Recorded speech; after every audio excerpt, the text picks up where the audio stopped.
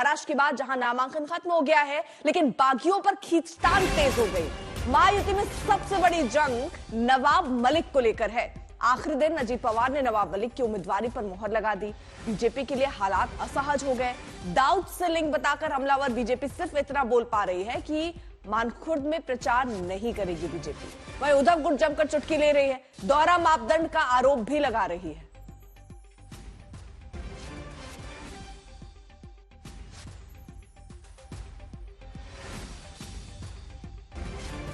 तो बीजेपी के विरोध पर नवाब मलिक ने विचारधारा की लड़ाई से बता दिया। शिवसेना ने भी अपना उम्मीदवार खड़ा कर दिया, तो यहाँ तो गठबंधन है नहीं। एनसीपी अलग चुनाव लड़ रही है, शिवसेना बीजेपी अलग चुनाव लड़ रही है। हमारी बेटी के सामने भी बीजेपी के जो विधानसभा के उनके अध्यक्ष हैं, पूर्व नगर सेवक हैं, उन्होंने भी रिबेलियन कैंडिडेट की हैसियत से भर दिया। तो मुझे लगता है वैचारिक रूप से हमारी लड़ाई तो कभी खत्म ही नहीं हुई। हम धर्मनिरपेक्ष समाजवादी लोकतांत्रिक व्यवस्था में विश्वास करने वाले लोग हैं। लोग मेरे खिलाफ कैंडिडेट खड़ा कर रहे हैं तो उनकी मर्जी है, लेकिन जनता के समर्थन से हम दोनों सीटें जीतेंगे। युति का घटक से मैं एकनाथ शिंदे साहब है, बीजेपी है और अन्य घटक हमारे जो है वो घटक के माध्यम से मैं उम्मीदवारी फॉर्म भरा है। वो किसका किससे साथ कुछ है, मुझे उससे कुछ लेना देना नहीं। कौन किसके विरुद्ध है, कौन किसके विरुद्ध है, पब्लिक के साथ मैं हूँ, मेरे साथ पब्लिक है। लेकिन क्या मुख्यमंत्री के स्तर पर, अजीत पवार के स्तर पर क्या बातचीत नहीं हुई? ये मसला सुलझा नहीं कि नवाब मलिक यहाँ से फॉर्म नहीं भरे तो रास्ता और आसान हो सकता था ना? नहीं, उससे कार्यकर्ता को कुछ लेना देना नहीं। मैं उम्मीदवार है, मुझे आदेश दिया उम्मीदवारी भरने में भरा। उनका क्या है क्या नहीं, क्या वो ऊपर के लेवल में उनका वो देखेगा। तो बीजेपी नवाब मलिक के लिए प्रचार न करने का आरोप लगाती दिख रही है। वहीं आदित्य ठाकरे ने दोहराया इसे कि ये दोहरा मापदंड है। एकनाथ शिंदे जी जवाब दे, क्योंकि वो दाऊद के पार्टनर को गले नहीं मिल सकते थे, किसी जो दाऊद से संबंध है उसके बाजू में नहीं बैठ सकते थे।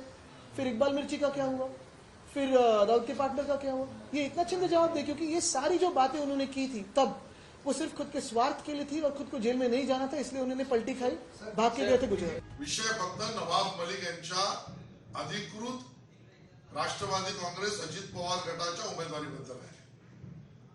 भारतीय जनता पक्षाची भूमिका या अगोदरही देवेंद्रजींनी स्पष्ट केली, मी वारंवार केली, पुन्हा एकदा सांगतोय।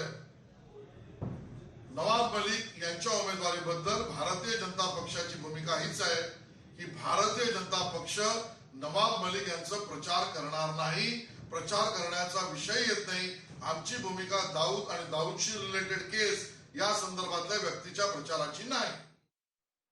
विद्या हमारे साथ हमारे सहयोगी इस वक्त और जानकारी के साथ जुड़ चुके हैं। विद्या, नवाब मलिक एक ऐसी कड़ी थी जो दोनों के बीच में यानी बीजेपी और शिंदे गुट के बीच में एक खटास डालने की कोशिश हमेशा से दिखी, और ये खटास अब इस फैसले के बाद क्या और बढ़ती हुई नजर आ रही है?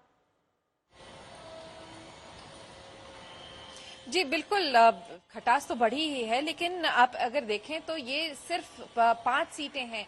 दरअसल नवाब मलिक की एक सीट है जिस पर कि महायुति आपस में लड़ती हुई दिख रही है, लेकिन 4 और सीटें हैं ऐसी जिस पर कि महायुति के जो आपस के जो अलायंस पार्टनर्स है वो लड़ रहे हैं।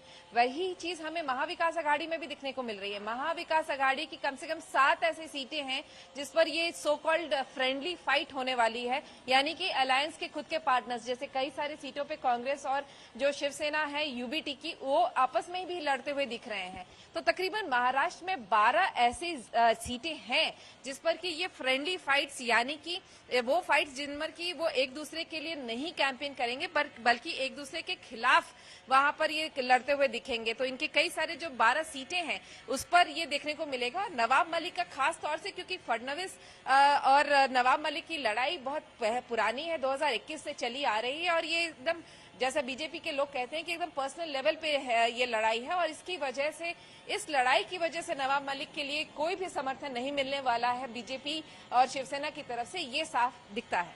ठीक है, आप रहिए जरा साथ। देखिए, दरअसल सिर्फ नवाब मलिक ही नहीं, कई सीटों पर अपनों ने महायुति की परेशानियां बढ़ा दी हैं। पर्चा वापस लेने की आखिरी तारीख 4 नवंबर है। महायुति ने बागियों को मनाने के लिए पूरा जोर लगा दिया। पहले देखिए किन किन सीटों पर महायुति में टेंशन दिख रही है। यहां सबसे ज्यादा बोरीवली में दिखती नजर आ रही है, जहां गोपाल शेट्टी ये कह चुके हैं कि 4 बार उन्हें नेग्लेक्ट किया गया, अब वो मैदान में है। वहीं माहिम में भी ऐसा ही है, सदा सवड़कर सामने हैं तो उधर अमित ठाकरे हैं। वहीं नांदगांव जहां सुहास कांडे हैं और सामने उनके समीर भुजबल हैं। तो ये महाराष्ट्र महायुति की जो जंग है ये दिलचस्प होती नजर आ रही है। मुंबा देवी की सीट भी दिलचस्प है, जहां शाइना एनसी, उनके सामने अतुल शाह नजर आते हैं। तो ये टेंशन लगातार बढ़ती हुई। बांद्रा सीट भी देख लीजिए, जहां पर जिशान सिद्दीकी है एक तरफ, वहीं कुणाल है, वहीं तृप्ति है। तो फिलहाल ये उम्मीदवार जिस तरह नाराज हो रहे हैं, क्योंकि 3-3 दलों को आपको साथ लेकर चलना है, नाराजगी संभव ही थी और वैसा ही कुछ होता हुआ नजर आ रहा है। लेकिन फाइट दिलचस्प होती जा रही है। कोई टिकट मांगा नहीं था और मेरी पार्टी एक ऐसी पार्टी है जो कार्यकर्ताओं का सम्मान करने वाली पार्टी है। मैं इस बात से सहमत भी हूं कि पार्टी ने संजय उपाध्याय का नाम का घोषणा करके संजय का सम्मान किया है। मैं ये बिल्कुल नहीं कहता हूं कि बाहर का उम्मीदवार ने कहीं पर भी जाकर चुनाव नहीं लड़ना चाहिए, इस मत से भी मैं नहीं हूं। पार्टी ने करना चाहिए, क्योंकि अच्छे कैंडिडेट को अगर पार्टी चाहती है कि कॉर्पोरेशन में भेजना है, विधानसभा में भेजना है, लोकसभा में भेजना है, तो इस प्रकार के प्रयोग करने पड़ते हैं।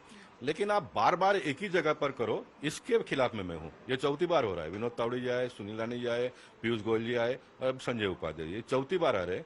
और मैं ये निर्णय अभी इसलिए भी कर रहा हूं कि ये सारा होने के बाद में फिर पार्टी में भी कुछ इस प्रकार के लोग हैं, वो बाद में कार्यकर्ताओं को, जनता को भड़काने का काम करते हैं। सब गोपाल शेट्टी करता है करके, तो ये नए मैं कर रहा हूँ, ये भी बताने के लिए मैं ये निर्णय कर रहा हूँ। उन्होंने हमें वादा किया था, लेकिन हमें किसी से कोई तकलीफ नहीं है। राजनीति है, उसमें उठापटक होती रहती है, आगे पीछे होता रहता है, उनसे हमें बिल्कुल भी नाराजगी नहीं है।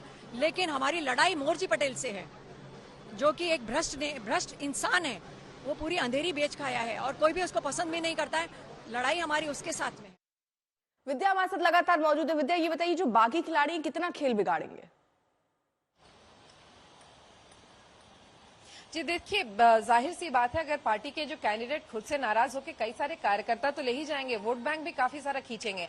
यही बात हमने गोपाल शेट्टी से कल जब पूछी थी तो वो बार बार यही कह रहे थे कि भले ही जो भी हो, जब मैंने उनसे यही सवाल पूछा था कि आप 2 की लड़ाई में कहीं तीसरा तो मलाई नहीं खा जाएगा, लेकिन उनका यही कहना था कि देखिए ये बात जनता तक जानी ही चाहिए कि ये पूरी लड़ाई इस बात की है कि एक बोरीवली यानी कि लोकल हमारा एक कैंडिडेट होना चाहिए। क्योंकि बार बार होता है कि हर बार कभी पीयूष गोयल जी जाते हैं, कोई 5 स्टार जो कैंडिडेट्स हैं वो आ जाते हैं।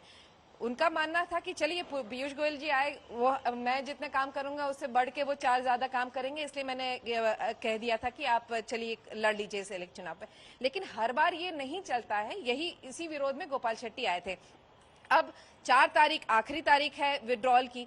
अगर सब पार्टियां अपने इन बागी कैंडिडेट्स को मना पाएं तो बहुत अच्छा है, वरना मैदान में इतने सारे कैंडिडेट्स देख के जरूर वोटर भी बरगला जाएगा कि आखिर क्या करना है, किसको वोट देना है। और वोटों का बंटवारा निश्चित है और कहीं इसमें ये तीसरे की विजय न हो जाए, ये इंश्योर करने के लिए पार्टियों को अब इन बागी जो कैंडिडेट्स हैं, जो उनके खुद के कैंडिडेट्स जो बाकी इंडिपेंडेंट के तौर पे नहीं तो दूसरी पार्टियों में जाके जो इस तरह से लड़ रहे हैं, उनको मनाने की अभी पूरी जो बिल्कुल। और देखिए विद्या, ये सिर्फ महायुति में नहीं है, महाअघाड़ी में भी ऐसे ही हालात है। महाअघाड़ी में भी अपनों में टेंशन कम नहीं है। पंढरपुर, बंडारा, सोलापुर में तो आपस में ही जंग छिड़ती नजर आ रही है। दरअसल ये जंग भी जबरदस्त है, जहां अमित सावंत हैं, अनिल सावंत हैं सामने, वहीं अलग अलग चेहरे जो यहां पर लड़ते हुए नजर आ रहे हैं। वहीं परांडा जो है वो भी सीट दिलचस्प होती हुई नजर आ रही है। तो ये समस्या सिर्फ महायुति के लिए नहीं, महाअघाड़ी के लिए भी है, क्योंकि 3-3 दलों को साथ साधना एक बड़ी चुनौती है, जिससे ये दोनों ही गठबंधन जो है वो जूझते नजर आ रहे हैं। विद्या, और ये चुनौती पहले ही लग रहा था कि बड़ी होने वाली है, क्योंकि आप सबको साथ ले, सबको साथ ले ले, ये मुमकिन ही नहीं है। जी बिल्कुल। इनफैक्ट अगर आप देखें, सिर्फ ये 3 तो बड़ी पार्टियां हैं, छोटी पार्टियां भी बहुत सारी थी। अगर आपको याद हो, आरपीआई अठावले महायुति से अपना मुंह बनाए फिर रहे थे और नाराजगी जाहिर की, उसके बाद उनको सीटें दी गई। लेकिन नाराजगी हर पार्टी को जाहिर करनी पड़ी। वही महाविकास आघाड़ी में भी था। सपा ने साफ कह दिया कि अगर 5 सीटें नहीं देते हो, पहले उन्होंने 12 मांगी थी, 5 सीटें नहीं देते हो बोलकर उन्होंने बोला कि अगर नहीं मिली तो हम 25 पे लड़ेंगे। और फिर वही होता जो अल्टीमेटली इसको अवॉइड करने की कोशिश महाविकास तरीका से गाड़ी कर रही थी, वोट का कटना। अब जाहिर सी बात है कि अब छोटी पार्टियों को एडजस्ट करने में अपने कुछ नेताओं को नाराजगी सहनी ही पड़ती है, और यही वजह है कि अब इन बागी नेताओं को मनाने के लिए मान मुनव्वल का पूरा कार्यक्रम सभी पार्टियों को करना पड़ेगा। 4 तारीख आखिरी तारीख है विड्रॉल की, तो उससे पहले ये करना ही होगा सब पार्टियों को, वरना नतीजे कुछ अलग भी हो सकते हैं इन सभी पार्टियों के लिए। ठीक है विद्या, बहुत बहुत शुक्रिया तमाम जानकारी के लिए।